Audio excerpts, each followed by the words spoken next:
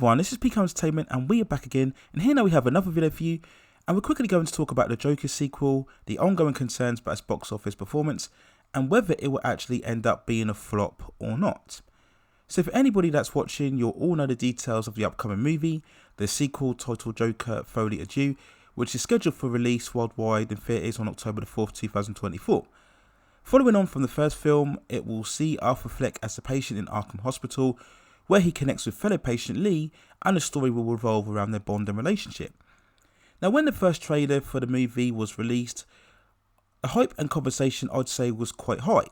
Many fans were interested to see if Joaquin Phoenix's Arthur Fleck would at least show some intentions to become the more established supervillain that we all know from the comic book origin. And would Lady Gaga's Lee be closer in spirit to the original Harley Quinn version from Batman the Animated Series that so many fans of that character are devoted to and are hoping to see? But as following trailers have been released since the first one, and some early reviews have actually now debuted online, there has been a lessening of hype and excitement. Many people are still uncertain about the whole musical theme and overtones that will be within the film. And is the story going to be much more about the imagination that's going on inside the heads of both Joker and Lee rather than a substantial story? And whilst there's still a while before the movie comes out at the box office, analysts are already tracking the opening weekend within the US domestic markets at around 70 million. Now normally this would be a decent total, but considering the first film opened at 96.2 million in its first weekend within US markets, before eventually going to gross over 1 billion worldwide. And following these early tracking, some have suggested that the film may even flop at the box office. Now to be honest, I'm really not sure about the film flopping overall. At this stage, and I've got nothing to back this up with, I'm probably looking at the film making anywhere from at least $600 to $800 million worldwide, which would overall be deemed a success. But the problem, as always now today within the commentary of these movies, we assess these films not only by the amount that they gross, but also by the amount that they cost. And as I've stated before, I still cannot understand why this sequel has around a $200 million budget.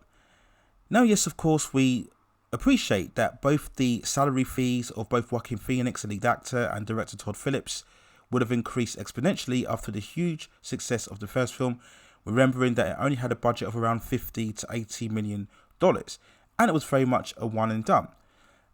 And I believe Lady Gaga also received a fee of anything of around up to $12 million for her participation in this film. But even when you factor in all of those costs, this film still should nowhere be costing anywhere near $200 million. Again, you're not going to have any CGI spectacles, you're not going to have any elaborate fight sequences, there's not going to be a massive amount of explosions.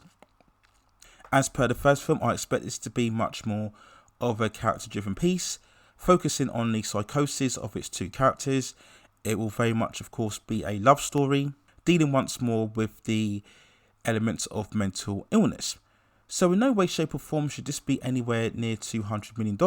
And this is probably where the narrative of the film flopping comes into play. Now we all know the general rule of any film's success is that it has to double its budget take in order to succeed, or at least cover the costs of marketing, and then anything above that is then when the film will start making profits. But of course, the higher the budget of the film, we then have to consider the higher the budget of the marketing. And generally, a film that costs $200 million, you're probably looking at around maybe $650, maybe $700 million before we can start talking about any substantial profit. But to be fair, there's probably a very strong chance that the Joker will hit that total. There will still be large amounts of interest in this film, as what you always get whenever you have a hugely successful original film. But at the same time, we do have to understand that there isn't quite the same notoriety that's come with the sequel this time out. If you remember when the first film came out back in 2019, there was this huge wave of controversy sparking of the fact that it would somehow cause massive violent incidents in the streets, how it may cause some psychological stress for anybody that will watch it. This is the first big comic book movie that will concentrate on serious issues such as mental illness, something which I don't believe in. I think that there have been previous films before in terms of the superhero genre that have also touched on that on those elements as 2 well. years ago, And then when you came to watch the film itself, like a hurricane. it was actually quite tame in terms of Arthur its or the Joker? mental illness commentary, Take and it me wasn't back quite as to impactful that as I night on think people stage. were making it out What's to be. changed? So it doesn't have that controversy surrounding it this time round, and also the fact that once more, that even though this will be a alternate version of Joker and Harley Quinn, it's not them in that iconic comic book form. I think it's a So little too again, much. there's less excitement here, and also the fact that we of course know that this whole Joker project is very much an Elseworld Who am I speaking story. to now? So there'll be no links to Which one of you is here? James Gunn's So you don't upcoming think this is DC me? universe. There will be no involvement of Look at all Batman, we these assume. people. Of course, we know that the first do you film think did they have that see? subplot of his parents being involved. But again, that was just thrown in there, I think, just for fan service. This is very much a singular story surrounding Arthur Fleck. And that was always my biggest issue with this film to begin with, is that there was no real forward direction in which the story could take it unless you are building the steps to seeing Arthur Fleck then become the Joker. And many people have pointed out that this character, we really couldn't see how he could become the psychotic, crazy supervillain that would go on to commit multiple crimes within Gotham City. This is just a completely different character, and you'd have to do a lot of building to make that transformation, and I'm not really sure that this story would warrant that.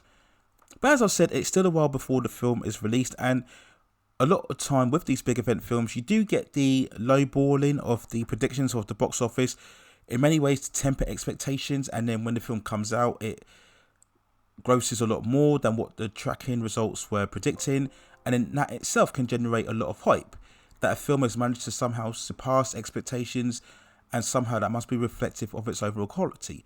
That's something that we've seen many times across many films, big blockbusters released. So I wouldn't be surprised if Joker 2 does end up grossing much more than 70 million on its release. Maybe it will probably end up falling short of $1 billion, but overall, in answer to the overall question, I still believe this will be overall a box office success, just not the overall highest grossing comic book movie of the year. That title now seems certainly like it will go to Deadpool and Wolverine, which recently crossed the $1.3 billion mark. I can't see Joker 2 coming anywhere close to that total, but who knows, we'll wait and see when the film overall releases when it comes out. So there's my overall thoughts and quick feelings and discussions on whether Joker Folie Deux will end up being a success or a box office bomb when it releases. Let me know what you think in the comments below, and of course when the movie does release, I will provide both non-spoiler and spoiler reviews, and also discuss over the post discussion regarding its box office performance. So look out for all of that content in future. And if you have any other suggestions regarding any other movies, television series, or any other topics within the pop entertainment and culture scene that you'd like to see me cover, then also drop me a suggestion within the comments, and I will see if I can provide further commentary for you on that subject matter within the future. Please also hit like the description and notification buttons so I can provide you more high quality content like this in the future. But that's it for now. Take care of yourselves, and I will see you very, very soon.